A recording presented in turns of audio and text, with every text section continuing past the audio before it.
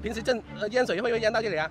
哎呀，这片地都淹得到，遍地都淹得到啊，那就出行不是很不方便吗？不方便啦，水深得很啦。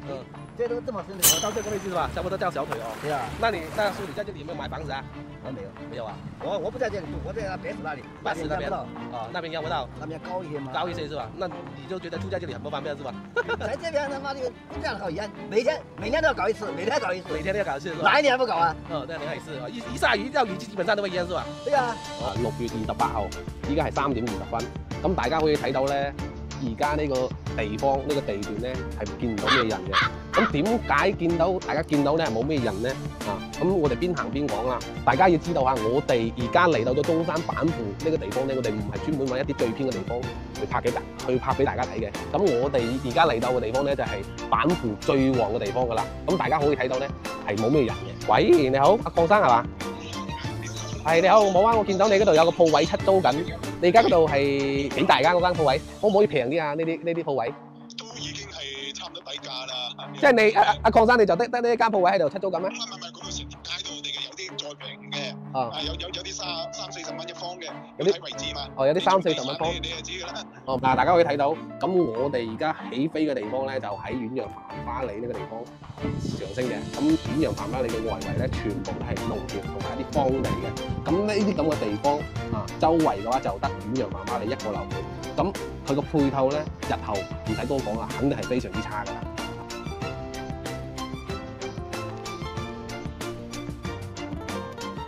歡迎收睇中山房價 APP 頻道啊！呢段時間咧收穫咗唔少嘅朋友支持啦，亦都有好多港人朋友咧諮詢到阿 Ken， 話遇到呢個陷阱，遇到嗰個中伏點，問我應該要點算。雖然阿 Ken 都好努力想幫助各位，試圖咧挽救翻大家，但係好多人都已經係踩咗入去啦，已經係萬丈深淵啦。就好比如個病人都已經死咗啦，再犀利嘅醫生咧都救唔翻啦，更何況係我咧。其實我哋嘅頻道基本每一期都重複再重複咁提醒大家，買樓一定要做好功課。咁又有幾多位觀眾朋友係有時間去做嘅呢？例如話中山一共有幾個鎮區，大家又知唔知？好啦，23個鎮區入邊，每個鎮區嘅人口同埋支撐產業係乜嘢？大家又知唔知呢？咁2025年啦，大家又知唔知每個鎮區有幾多個新樓盤？每個鎮區嘅根價係幾多？二手嘅交易量同埋流通量係點？大家又知唔知呢？其實類似呢啲問題要收集起身咧，真係需要時間嘅。呢個咧毋庸置疑。咁當然啦，中山房價 APP 頻道咧嘅初衷咧就係以呢個為核心而誕生嘅。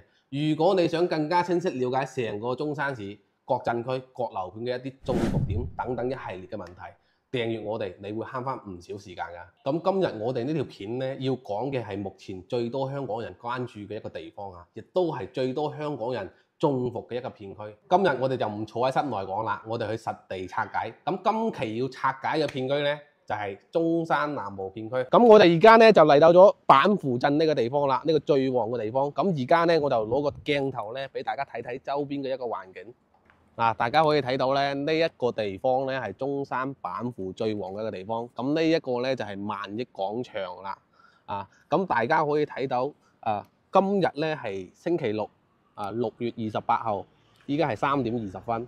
咁大家可以睇到咧，而家呢個地方呢個地段咧係見唔到咩人嘅。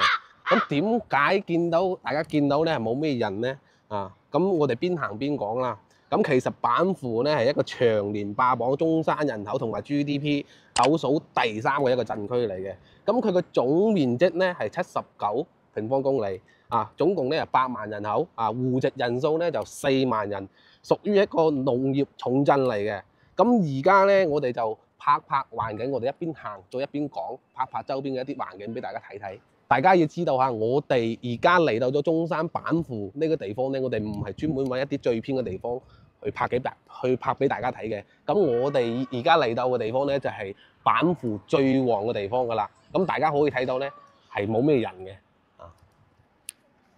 咁我哋而家咧過馬路過對面睇下。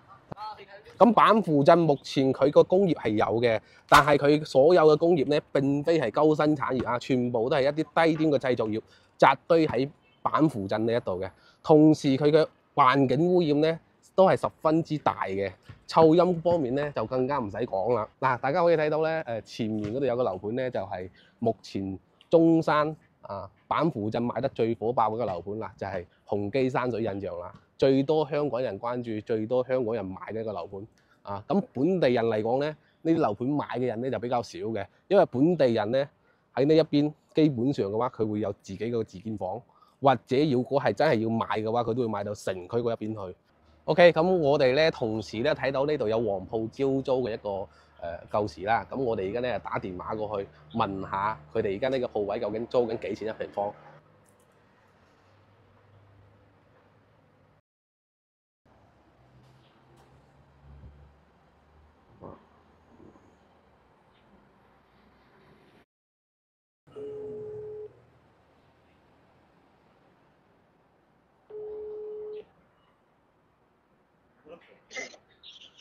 喂，你好，阿鄺生係嘛？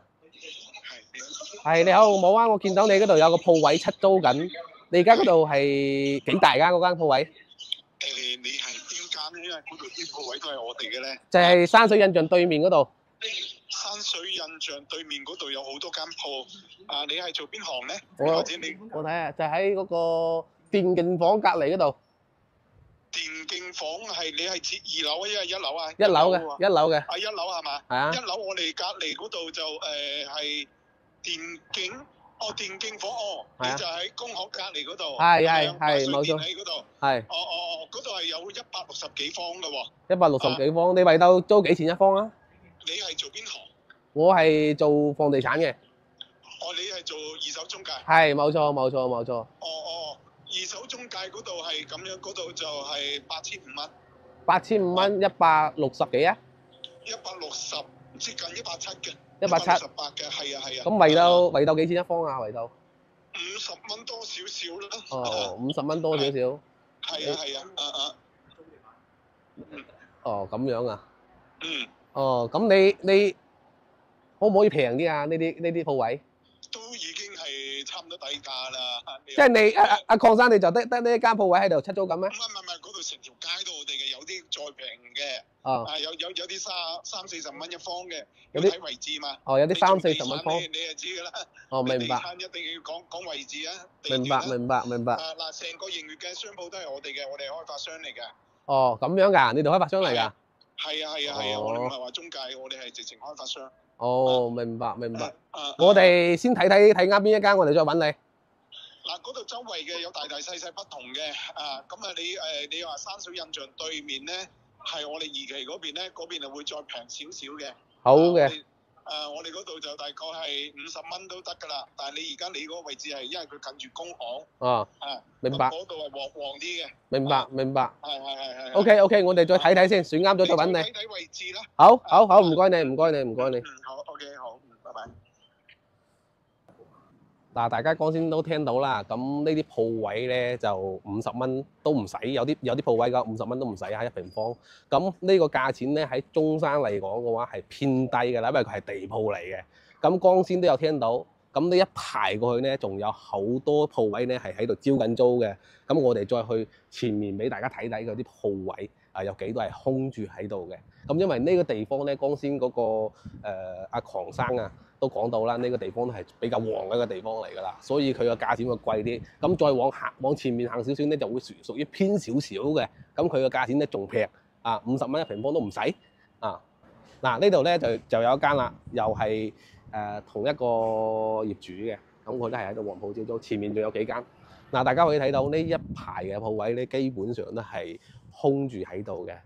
咁我哋而家咧就睇得差唔多啦，我哋行係行唔晒㗎，我哋一陣咧就起飛航拍俾大家睇一下板湖鎮嘅一個面貌咁睇下究竟係點嘅，因為嘅話喺地面咧係睇唔清楚咁我哋而家咧就揾個比較陰少少嘅地方去航拍俾大家睇睇。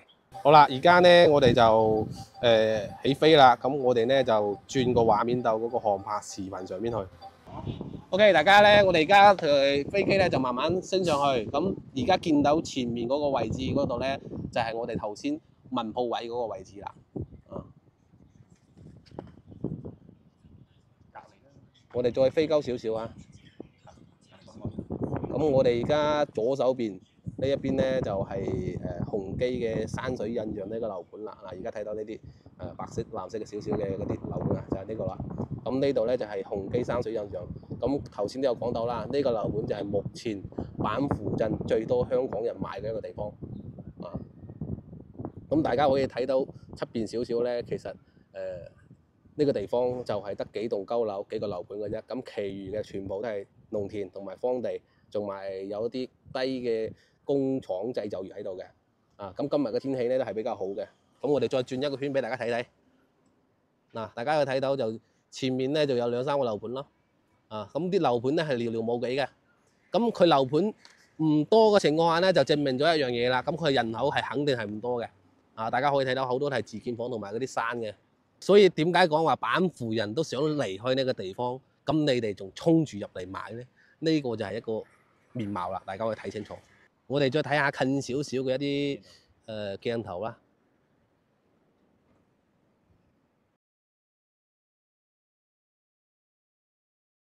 咁大家可以睇到啦，星期六日啊，下邊嘅車流量咧係非常之少嘅。啊，側面大家可以睇到橋上呢個道咧就係105個道啦。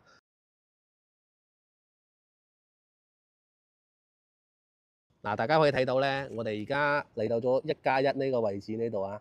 咁大家可以睇到下邊嘅一個車輛咧，同埋佢嘅一個人流咧，亦都係非常之少嘅。今日星期六日啊，咁呢啲地方喺中山市區嚟講咧，佢呢啲咁嘅1+1商場咧，係屬於好低端嘅一個商場嚟嘅，唔係咩一個大商場嚟嘅啊。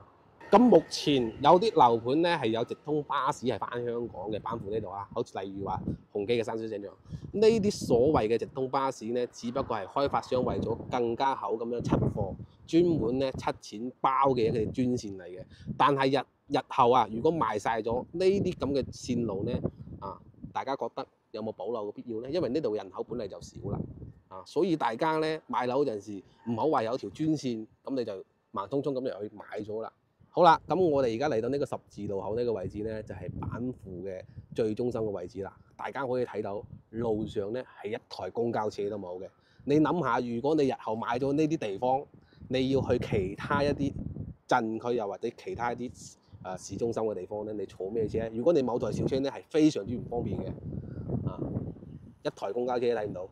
咁再次提醒下各位，板符鎮呢個地方咧，唯一嘅優點咧就係平。咁佢個缺點咧，我哋就拍咗俾大家睇到啦。如果你都係可以接受嘅，咁就冇問題啦。我可以講蘿蔔青菜各有所愛啊。嗱，而家我哋就嚟到中山南部片區神灣鎮呢個地方啦。咁而家咧就係4點18分嘅。啊，而家天氣咧有少少落雨嚇，咁我哋俾大家睇睇呢個一個面貌啦。咁大家可以睇到咧，呢一條咧就係神灣大道。咁再前面少少咧就係105國道轉過嚟啊。咁如果大家過嚟個神灣睇過遠洋繁華里呢個樓盤咧，都有見過呢一笪嘅鋪位㗎啦。咁呢一笪嘅鋪位咧係非常之殘舊㗎啦。咁全部呢啲鋪位咧都係低端製造業同埋代工業為主嘅。咁大家可以睇到入邊啊，嗰啲全部都係嗰啲沖床嗰啲嘢嚟嘅。咁神灣呢個地方咧啊，佢係一個 GDP 同埋人口咧係倒數第一個鎮區嚟嘅啊。咁長住人口嘅話係唔到4萬嘅一個神灣鎮啊。咁佢當年咧，佢居然會爆冷喎，排入咗第一啊！咁神灣鎮咧，19年咧，當時咧係賣得好火爆嘅呢個地方，大家可以想象一下，睇下周邊啲環境。如果你買咗呢一個地方啊，佢50年啊都發展唔起身啊！呢啲地方，因為點解咧？因為呢個地方咧冇人口、冇經濟、冇產業啊，呢啲地方咧係發展唔起身嘅。政府咧亦都唔會重點去打造呢啲地方。咁呢啲地方咧。你買嚟之後咧，日後嘅生活咧係非常之唔方便嘅，同埋一個咧佢冇人口，自然就會冇商業冇商業咧，自然亦都會冇醫療咁佢嘅教育資源咧亦都係非常之差嘅。咁大家可以睇到前面咧有少少黃色嗰棟樓咧，就係華發觀山水嘅一個位置啦，亦都係有好多港人買咗嘅一個地方亦都好多港人耕住嘅一個地方。咁佢係同神灣呢邊咧係交界嘅。OK， 咁我哋咧而家就切換畫面俾大家睇睇神灣鎮嘅一個全面嘅一個面貌。嗱，而家我哋畫面見到嘅咧就係遠洋繁華里啦。咁我相信咧好多香港人咧都知道呢個樓盤噶啦，亦都有嚟睇過呢個樓盤，有大部分咧亦都係買咗呢個樓盤嘅。咁我哋咧再上升少少，俾大家睇下佢一個面貌係點樣嘅。OK， 大家可以睇到咧，呢入邊咧就係遠洋繁花里嘅內部啦，下邊嗰啲咧就係別墅。咁我哋再升高少少，再轉個圈俾大家睇睇。嗱，大家可以睇到，咁我哋而家起飛嘅地方咧，就喺遠洋繁花里呢個地方上升嘅。咁遠洋繁花里嘅外圍咧，全部都係農田同埋一啲荒地嘅。咁呢啲咁嘅地方周圍嘅話就得遠洋繁花里一個樓盤。咁佢個配套咧，日後唔使多講啦，肯定係非常之差㗎啦。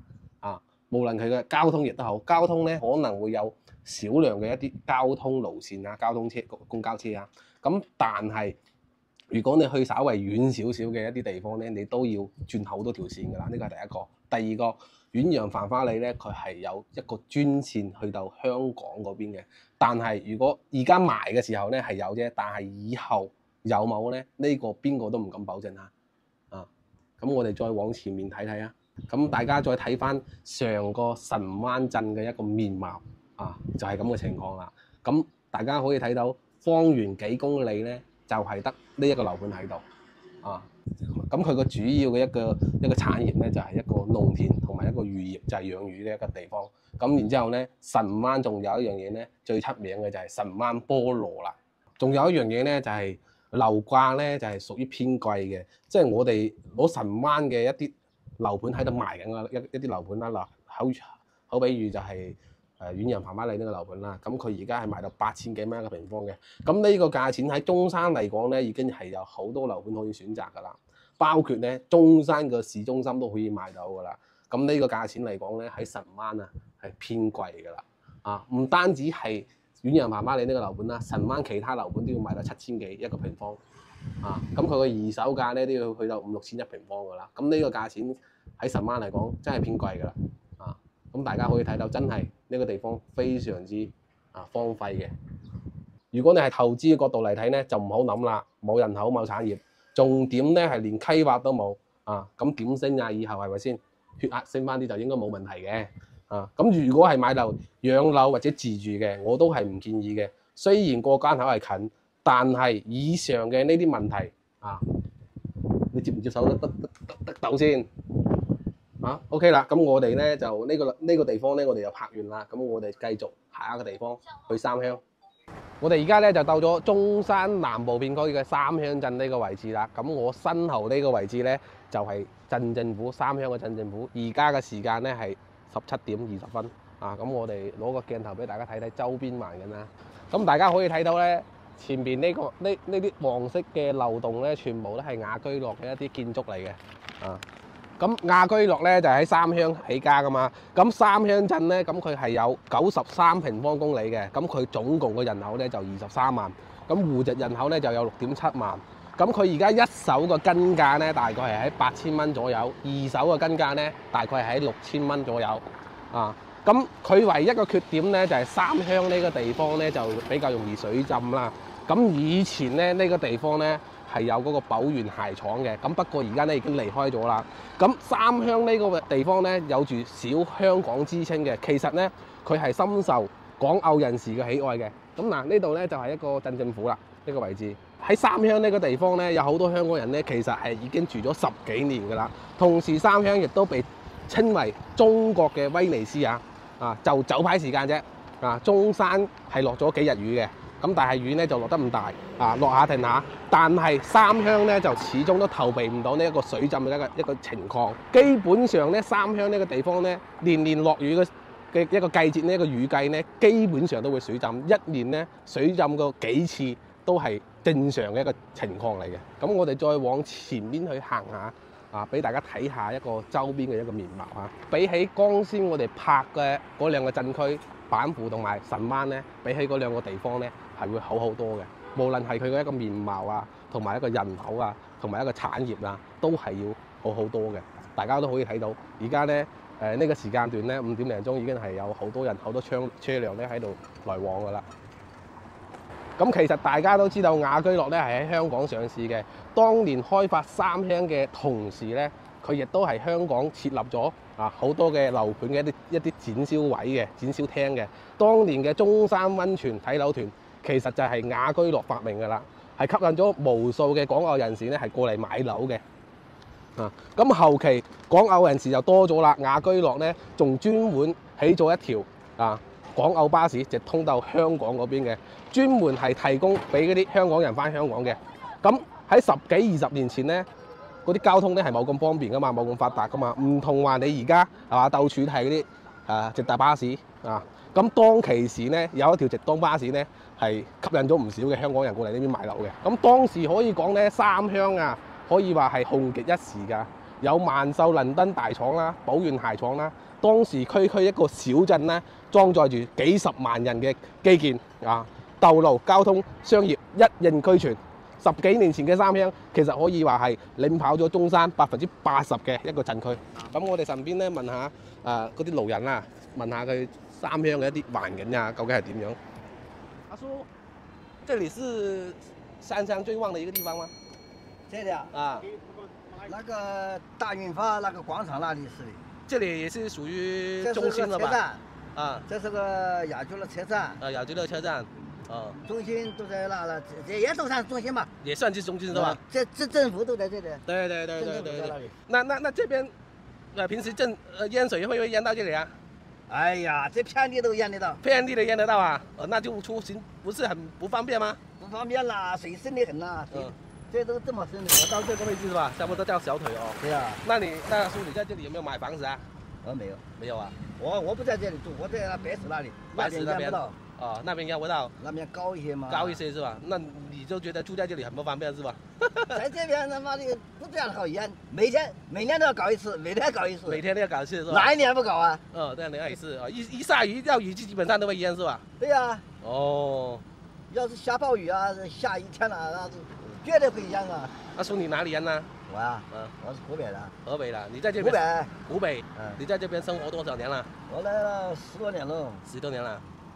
好，謝謝你啊！嗱，正如剛先個阿叔都有講到啦，咁呢個地方咧，基本上一落雨都會水浸，而且係年年都會水浸。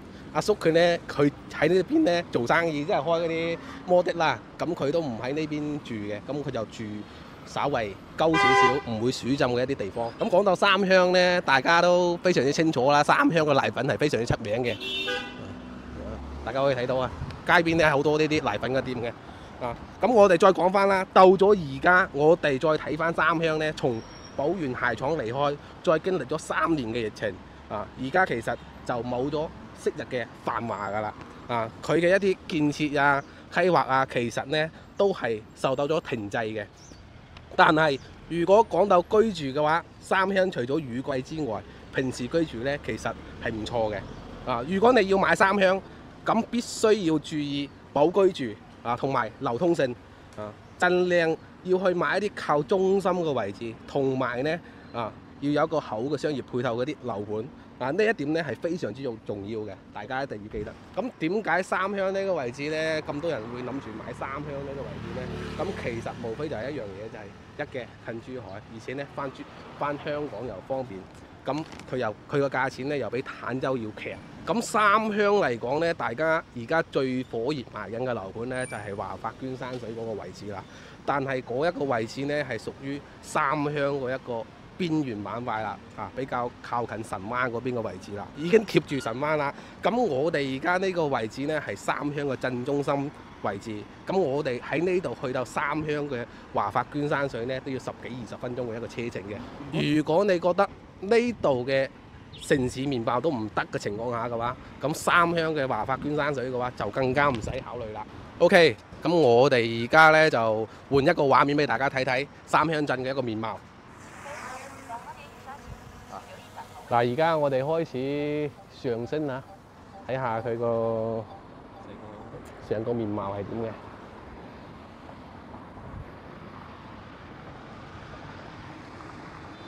我哋大部分睇到嘅樓盤咧，大部分都係屬於雅居樂嘅一個樓盤嚟嘅。咁大家見到呢條路咧就係新城路啦。我哋沿住呢條路一直往前去睇睇。嗱，呢度咧亦都係中山三鄉嘅中心位置啦。咁華發娟山水嘅位置咧就係喺前面嗰座山嗰邊去到噶啦，去到嗰邊山嗰邊噶啦。大概個方位啊，我講個大概個方位啊，華發娟山水就喺個山嗰個上邊啦。大家可以睇到咧，左手邊嗰個咧就係東城時代廣場啦，都係屬於三鄉嗰一個地標性建築噶啦，啊！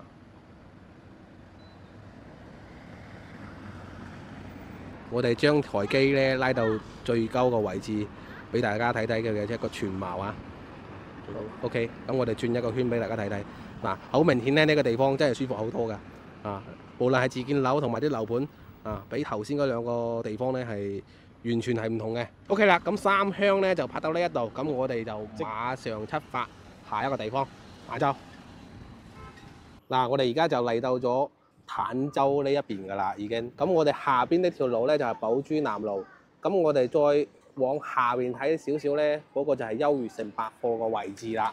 咁呢一個位置咧，亦都係屬於一個比較繁華嘅一個位置啦。咁我哋左手邊咧就係珠海嘅一個方向啦。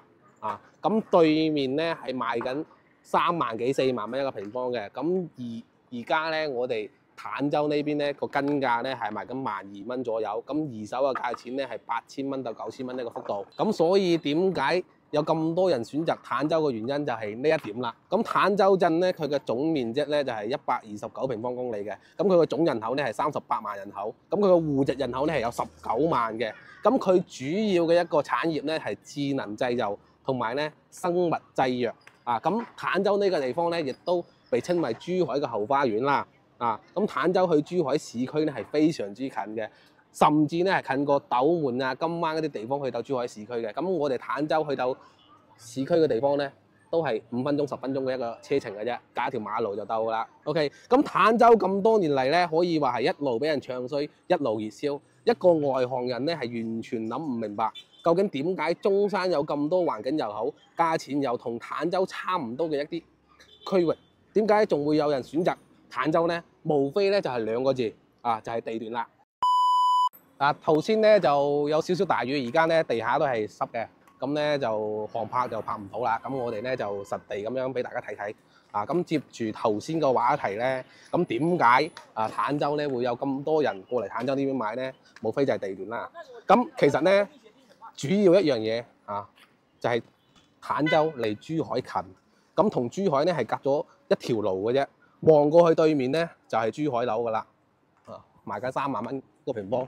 咁呢一度咧就係坦洲嘅優越城啦，啊咁呢個位置咧平時咧都比較多人過嚟呢邊啊行商場嘅，我哋都要行入去帶大家睇下入邊嘅一啲環境啦。嗱，我哋而家入到嚟優越城百貨入邊啦。咁坦洲嘅外部環境咧就認真麻麻嘅，啊咁環境咧佢又有啲城中村啦，同埋啲道路咧稍微會爛啲，仲會有一啲農田啊或者一啲荒地嘅，啊咁但係從來咧都唔會影響到佢嘅一個交易量。啊，坦洲樓咧點解可以常年都係中山嘅銷售冠軍咧？因為坦洲可以輻射嘅人群咧實在係太大啦。嗱，首先第一個就係珠海同坦洲本地嘅打工一族啦，買唔起珠海樓，買坦洲樓。打工族買樓咧，佢係唔會考慮佢嘅一個城市嘅面貌嘅。咁佢最主要考慮嘅咧就係佢上落班嘅一個方唔方便，佢一個時間方唔方便。其次咧先至到環境，呢一類型嘅客戶群體咧可以佔咗50%以上。咁第二類就係本地嘅購房者啦。咁後生啲嘅係唔中意喺城中村入面住噶嘛，咁又或者係屋企人買俾佢，一係作為分房咁呢種類型嘅人咧係佔咗大比數嘅。其次就再到港澳人士啦。咁講到港澳人士咧，買坦洲樓無非就係2樣嘢嘅啫，一就係價錢平，二咧就係近珠海。咁除咗本地人嘅購房者之外咧，多咗港澳人士嘅青睞，又紅吸咗隔離珠海嘅購房者過嚟。咁其實坦洲嘅需求量咧，所以一直嚟講係比較高嘅。咁講到呢度咧，大家應該會理解點解我會講坦洲一路俾人唱衰，一路熱銷啦。但係並非所有嘅坦洲樓盤都係可以買嘅喎。嗱，我咁樣講，只有20%嘅坦洲樓係可以掂嘅，其餘嘅80%係冇用嘅。呢80%嘅樓盤咧，佢哋嘅贏面太細啊！樓價升肯定係冇佢份嘅，樓價跌一定有佢份。咁我哋再帶大家睇下上邊嘅中空位置。咁呢個商場咧做得係比較靚嘅，亦都比較豪華嘅。咁我哋今日行咗4個板塊，有呢啲類型嘅商場咁豪華嘅一啲商場咧，就係得坦洲有嘅啫。咁頭先去行嘅嗰3個地方咧，都係冇呢啲類型嘅商場嘅。咁大家如果買坦洲樓咧，一定要睇佢嘅安全價格。如果超過咗安全價格嘅話，你哋就唔好入手啦。咁咩係安全價格咧？咁每個鎮區咧都會有佢一個安全價格嘅。如果你想了解可以 WhatsApp call 我。好啦，今期咧係我哋第一次出嚟戶外拍避坑教程嘅一條片啊。咁呢一條片咧拍得好唔好咧？大家嚟講咁咧我就覺得今次嘅一啲準備咧係做到唔足嘅。咁如果大家都想了解其他嘅一啲區域咧，例如話東部片區、北部片區中山市中心嘅一啲片區同埋馬鞍斗呢啲地方嘅，可以打喺評論區嗰度留言俾我。咁我會繼續準備多啲資料、多啲材料去繼續拍俾大家去睇。咁我哋下一期見啦，拜拜。